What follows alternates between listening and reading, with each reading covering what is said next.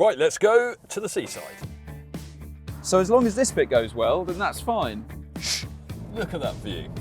1 kilowatt, okay. I've got 4% of battery left. Look, that's on camera.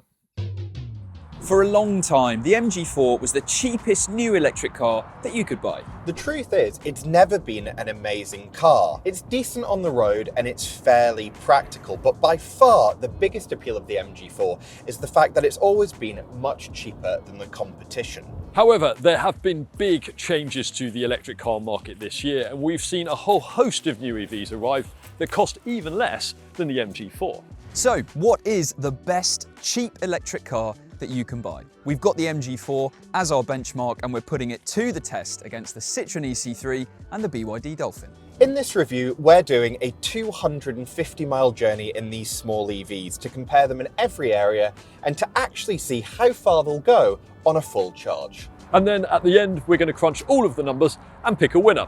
And if you want to watch lots more videos like this one, make sure you subscribe to our channel.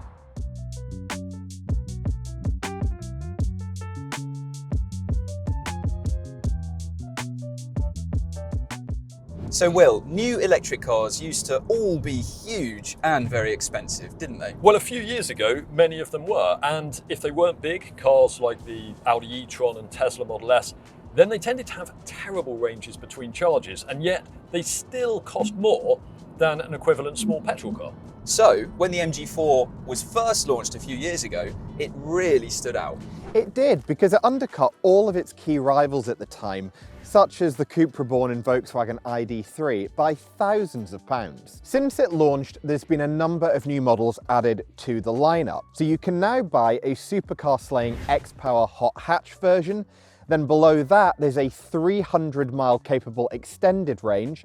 And then below that, you'll find the long range. However, our favourite model is the entry-level SE. It's the cheapest version of the MG4, and we think the most recommendable. It gets a 50.8 kilowatt-hour battery, giving it an official range of 218 miles, and it also costs under £27,000. But this is the BYD Dolphin, and it is even cheaper than the MG4. There is a choice of 3 different power outputs and 2 different batteries, and if you go for the bigger battery, it has a range that's comparable with the MG4 long range. This, though, is the cheapest Dolphin. It has an official range of 211 miles and it costs just over £26,000. But hang on, this is the new Citron EC3 and it is by far the cheapest of the 3 cars here. The lineup starts at less than £22,000. This is a range-topping max model and it's still comfortably cheaper than the Dolphin. As you might expect, it does have the worst range of the cars here, but it's not that far behind the other 2 cars. It has a 43.7 kilowatt-hour battery. The official range is 199 miles, but where are we going and what are we doing? Well, we are taking these 3 cheap EVs on a 250-mile road trip. Now, that might seem a bit silly because, of course, we know that these cars will spend most of their lives pottering around town making short journeys. But we wanted to take them out of their comfort zones to find out what you really get for your money at this end of the market and hopefully show how far cheap EVs have come in the past few years. So for the start of this journey, we've all charged up to 100%. We're all going to drive exactly the same amount of miles. We're driving in the same conditions with air conditioning set to 21 degrees and automatic. And Neil, in the MG4, when you were charged up to 100%, what was the car saying you'd be able to cover? 196 miles. And Will, in the Dolphin? 211 miles, which incidentally is exactly the same as this car's official range. How about you, Doug? Well, 193 miles. So, let's see what happens. After a stint of motorway driving, we took these 3 small EVs to the seaside to take a closer look at their practicality. So, officially, the MG4 has the biggest boot of the trio. And if I open this up, you'll see I've managed to fit 5 bags in there quite easily, and there's enough room either side for some soft luggage. That's pretty impressive. What about your Dolphin? Well, on paper, this has a slightly smaller boot, but it can still take the same number of cases, 5. It's a bit more of a squeeze in there though, isn't it? It is a bit more of a squeeze, but this does have one thing that neither of your cars does, and that is a height adjustable boot floor. You get one of those as standard in the Dolphin. That is pretty handy. But what about your EC3? Well, on paper, this has the smallest boot of the 3, but as you can see, you can still fit 5 carry-on size suitcases below the parcel shelf here, and actually more comfortably than you can in the Dolphin with room to spare. That is quite impressive, but it does look to me at least that it has the narrowest aperture of all 3 cars. I also think it's really quite disappointing as well that none of these cars have a front boot, especially when you consider both of those have been built on dedicated EV platforms. Good point. Okay, so the MG4 has the biggest boot. I know there's not a huge amount in it, but it can most easily carry those 5 cases. It also has the broadest aperture. Are we going to say that this has the least practical boot because of that relatively small opening and also big drop down onto the boot floor? Of course, you get that height adjustable boot floor in the Dolphin. Well, as you say, not much between these cars really. And the space on offer in the EC3 is absolutely fine. It's just that the access to it is probably the most awkward of the 3 cars. Agreed. So we've checked out the boots. Let's have a look at these interiors. So we're starting in the MG4, and there's not a lot to report here. It hasn't changed since it went on sale, and it's always been an acceptable interior, a decent interior, but not exactly special. So you have some soft touch materials on the top of the dash here and on the door, but you don't have to search very far to find some cheaper plastic. So it's kind of a mixed bag. I also don't really like the fact that the driving position is also a little bit offset. I'm actually sat slightly to the right of the steering wheel. Now you might not notice that straight away, but it's the kind of thing where you might get uncomfortable on a longer journey. So again, not great. Yeah, I do find that quite annoying as well, actually. But what's the infotainment system like? Well, it's a decent size, but it's not the sharpest screen, and all of the icons are pretty small. And again, that just makes it quite distracting to use on the move because you have to be very careful that you're hitting the right icon when driving along. Now, you do have some shortcut buttons down here, but those are not for the climate control. Any climate control changes you want to make, you have to do through the screen, or you can set a shortcut using one of these buttons on the steering wheel, and then you can use the scroller here to put your temperature up or down. But again, it would just be easier if you had some physical buttons. Okay, so the MG4's interior is still perfectly acceptable, but it's only when you factor in how much cheaper it's been than all of its rivals over the years that really it becomes quite impressive. Yeah, I would agree. It's hard to grumble at this price point. And you also get a lot of space for your money, don't you? We've already seen that the boot is really pretty good, and rear seat space for adults is absolutely fine. You can sit back here fairly comfortably, bolt upright, still have some headroom to spare, leg room is also decent. So even when it was first launched and it was so much cheaper than everything else, it wasn't like you were saving loads of money and getting a really small car for that. You were still getting something that was practical for even adults sat in the back. Okay, should we have a look at the Dolphin? Let's go. And here we are. And the Dolphin is a lot more interesting to look at, certainly inside, than the MG4, isn't it? You've got some quirky features like this row of switches here, which I think is supposed to actually look like a dumbbell. You've got some rubberized fabric finish. Yeah, that is very nice. On the dashboard, you also got some faux leather seats. So on the whole, I think this is a pretty nice interior. And actually, like the MG4, you've still got really hard, cheap-feeling plastics on the door back here. But you're right, there is just a slightly more interesting design to things. So it feels a little more premium than the MG4. You've even got these flippers for door handles as well, haven't you? Yeah, there is a really nice mix of materials in here. That said, it does all feel a bit grey and dark like the MG4, which is a bit of a shame. Well, Neil, it does on this entry-level active version. You can only have this grey colour scheme, but if you go for a more expensive version of the Dolphin, then you can have some different interior colour schemes, like this blue and grey here. That's very nice, very aqua. Or even pink. Gorgeous. And grey. That's a bit bold, but okay. Not sure about that.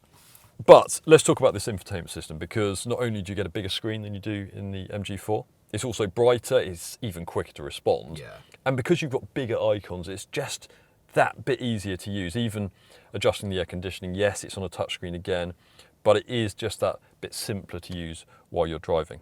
And I don't think your MG's infotainment screen could do this. Wow. Look amazing. at that. That is impressive. Portrait mode. Such theatre. How does that help the functionality of the system?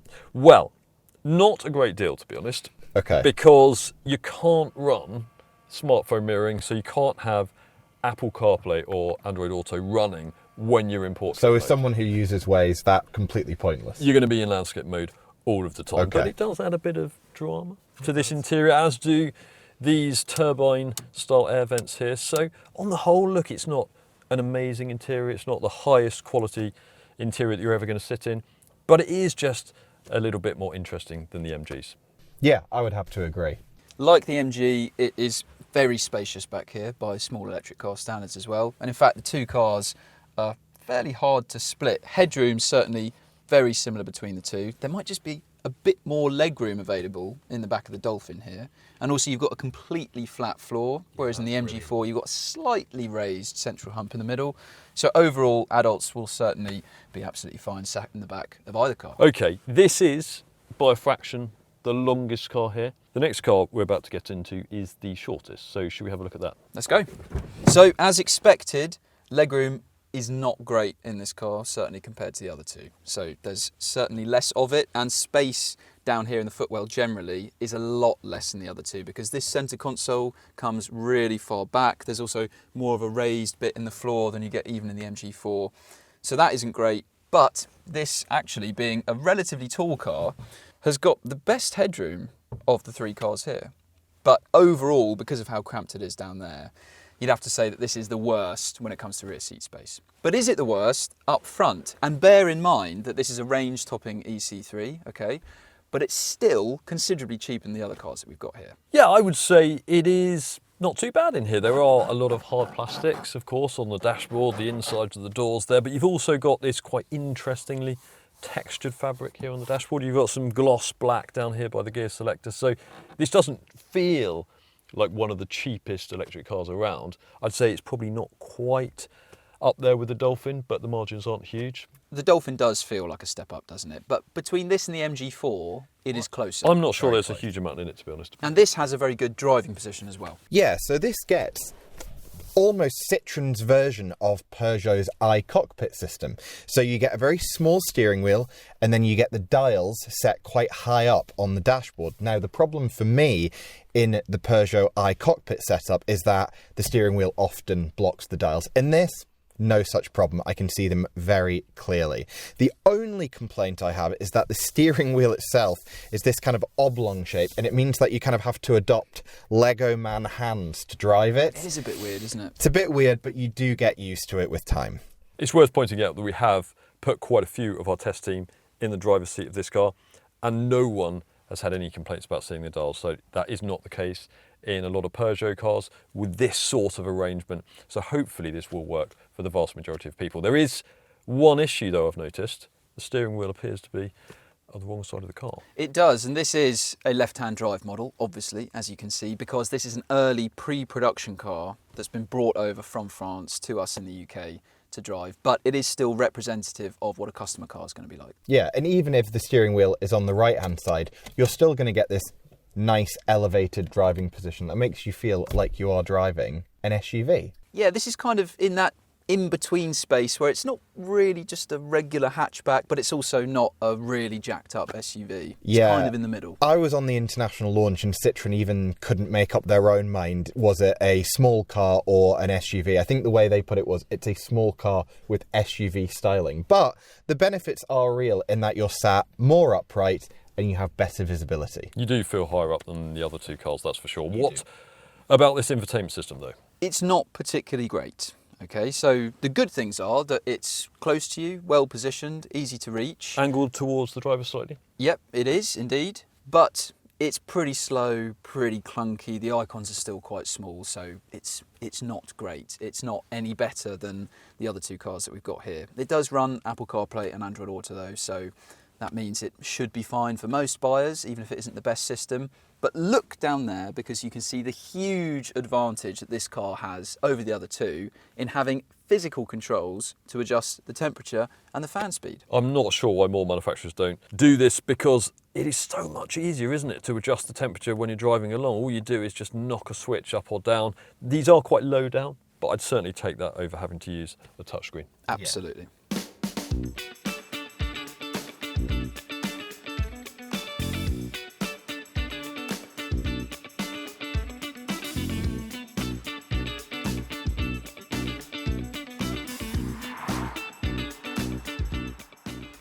Now, you might assume that the entry-level SE MG4 that I'm in currently would be significantly slower than the more expensive long range, especially when you consider this car gets a 186 brake horsepower motor and the long range gets a more powerful 201 brake horsepower motor.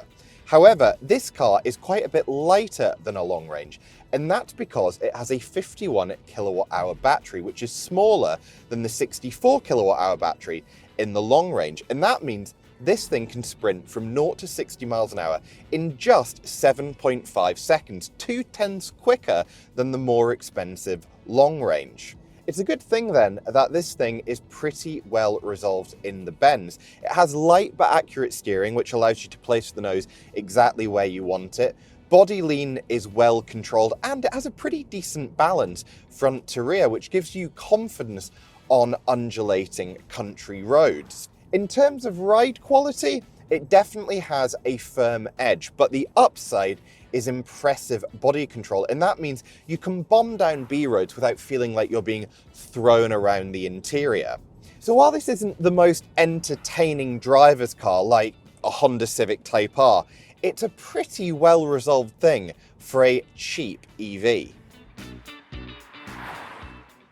Now, the ride in the Dolphin is definitely less settled than it is in the MG4. It's not terrible, you're just aware of minor imperfections and ripples as they pass beneath the car. A bigger difference though is handling, because this car doesn't have a huge amount of grip, and I think a lot of the problem is due to the fact that it comes with a brand of tyre called Linglong that have little Dolphin logos on them. And you might assume that means they are designed to develop as much grip as possible on this particular car, but it seems quite the opposite actually, because there isn't much traction when you're accelerating out of corners, particularly when the road is wet. You can get wheel spin quite easily, and also there's not a huge amount of grip when you're going around corners. We also did a brake test in this car, and the distance it took to stop from 70 miles an hour was really quite bad. The Dolphin is also quite a bit slower than that MG. As I mentioned earlier, this is the least powerful of 3 different electric motor options. And it's nippy enough around town, but when you get out onto faster roads, you do notice that acceleration is fairly sluggish by electric car standards, and this takes 12.3 seconds officially to do 0 to 62. So if you want an electric car that offers nippy acceleration, particularly when you're out on the open road, then the Dolphin, or at least this particular version of it, is probably best avoided. So, in terms of pace, this EC3 fits somewhere in between the faster MG4 and the slower Dolphin. But the truth is that actually off the line, this feels pretty lazy and gutless, especially for an electric car. But it is still certainly nippy enough around town. You can get up to motorway speeds without any fuss at all.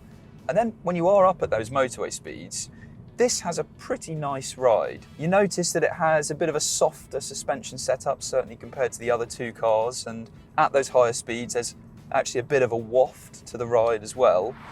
But then the downside to that is that at lower speeds this doesn't feel as controlled as the other 2 cars. So you are kind of whacked around the interior a bit more, and when you pass over road imperfections, the impacts feel quite sharp, and there are a lot of thumps and thwacks from the suspension as well. And then in terms of handling, this has more grip than the Dolphin and its bespoke Dolphin tyres, but the steering is still fairly lifeless in this, and it's the tallest of the 3 cars as well, so there is more noticeable body lean around corners. And overall, all 3 of us have driven all 3 of these cars, done lots of miles in them, and to be honest, it is the MG4 that's the best on the road. Right, now it's time to head back to London. And the deal is that when our cars get down to 20% of indicated battery remaining, we need to head to the closest charging point that can deliver at least 100 kilowatts of power. When we get there, we'll charge up to 80%, we'll time how long that took, and then we'll head to our final destination.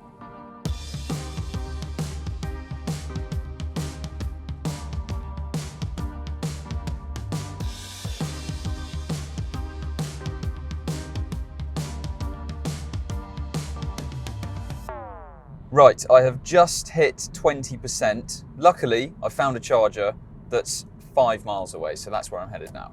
There appears to be quite a lot of cars here, but there's a spot free. God, there is only one that's free. Right, let's just hope this charge is nice and smooth. Okay, successful. Your charging session will begin. Wow, okay. Very quickly up to 46. Now the maximum charging speed for the EC3 is around 100 kilowatts, which by the standards of new electric cars isn't amazing, but it should still be enough to get from 20 to 80% in less than half an hour, hopefully. So fingers crossed we get a decent speed from this thing, and then I can be back on the road after getting a coffee.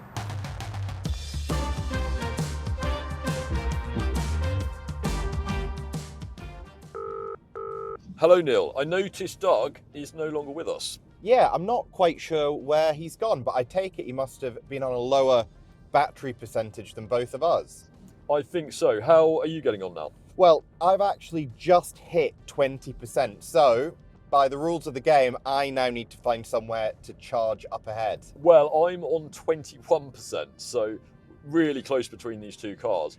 I actually know that there's a Tesla supercharger location that is open to all EVs, and that's around about 35 miles away in a place called Lip Hook. I have 45 miles left according to the trip computer, so I'm tempted to risk it. What do you think? Yeah, I'm sadly down to 41 miles. I'm really impressed actually with how that BYD is doing, but I think if we slow down, we'll be able to make it there. Just.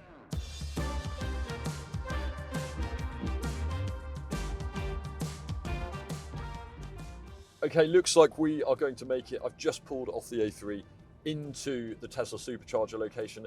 All that remains now is to find a charging point. It was tighter than I hoped, to be honest, because my range readout has completely disappeared. I'm getting various warnings telling me to charge immediately, but I have 5% of battery left, so it can't have been that tight. And I'm ahead of Neil, so if there is only one charging point free, then guess who's getting that? You made it. Just? Wow, how many percent did you have left? 4% remaining and 8 miles. Okay, So very close then, very in that close. because I was on 5%, so it shows that the range of these cars is very similar. And we are now at a Tesla supercharger location. This is one of not that many in the UK that are open to non-Tesla EVs. So should we plug in and charge up? I've got the Tesla app. Have you got that as well? I don't, but I will download it. Okay. Right, I've downloaded the app and I am charging. So that was a pretty easy process. And I don't think I'll be here that long. How are you getting on, Will? Well, I'm also charging. Okay.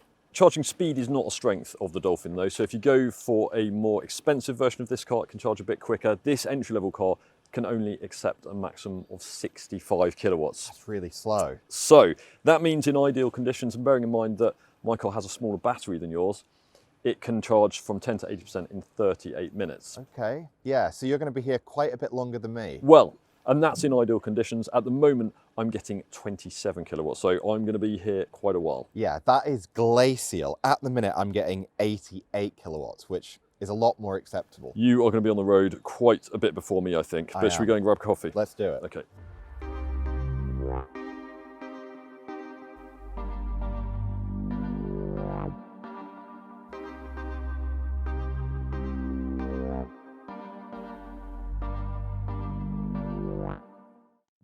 Okay, so in total, we covered around 213 miles on this trip, and we'd gone about 130 miles into the journey by the time we were down to around about 20% and needed to find a charger. So I stopped first before you two, and my charging stop took 38 minutes to get me from 17% up to 80%. Well, we travelled on a bit further than you to our charging stop, and in the MG4 I also charged for 38 minutes, but because I got a faster charging speed than you, I went from 4 to 80%. As I mentioned earlier, the Dolphin can't charge very quickly at all, so I was waiting 14 minutes longer than you, Neil, so 52 minutes in total for the same 4 to 80% charge. Now, getting a slow speed like that can sometimes be pot luck with the charger or the battery temperature, but even in ideal conditions, officially, the Dolphin takes 38 minutes to go from 10 to 80%. Okay, and there can also be an element of luck in what you pay for your journey in an electric car, because I happened to end up at a grid serve charger, and that meant that it cost me 79 pence per kilowatt hour, which is very, very expensive, and meant that the 28 kilowatt hours that I got there set me back £22. Well, I also spent £22 on my first charge, but I got 42 kilowatt hours for it, and that's because the Tesla superchargers that we were plugged into cost a much more reasonable 53p per kilowatt hour at the time we were using them. Okay, so in terms of total costs, for all of our final charges, let's say that was done at home at the price cap of 24 pence per kilowatt hour.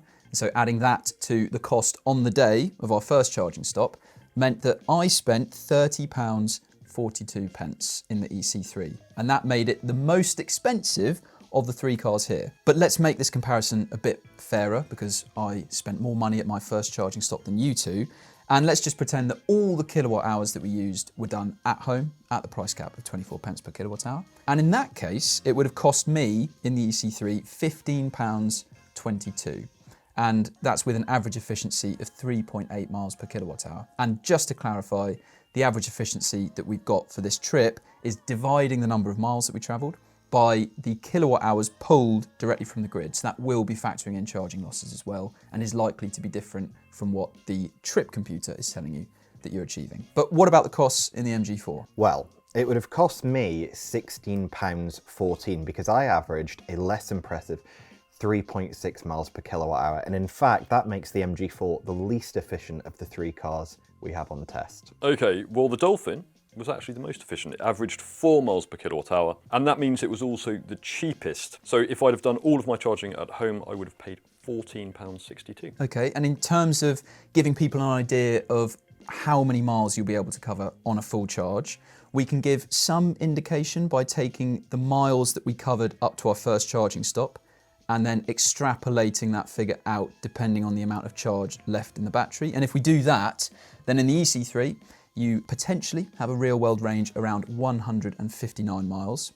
And in the Dolphin and the MG4, it's 181 miles for both of them. So actually, perhaps the difference in ranges between the three cars are not as great as you might have expected at the start of this test. But they're still well short of what each car's range indicator was telling us that we'd be able to achieve when it was up to 100%. And particularly annoying in the Dolphin, every time it goes up to 100%, it says you'll be able to travel 211 miles. Which, funnily enough, is the official WLTP range for the car. And not very useful at all when you're very unlikely to actually be able to achieve that. But now let's move on to the other costs to consider in this test. And we've already said the EC3 has the cheapest list price.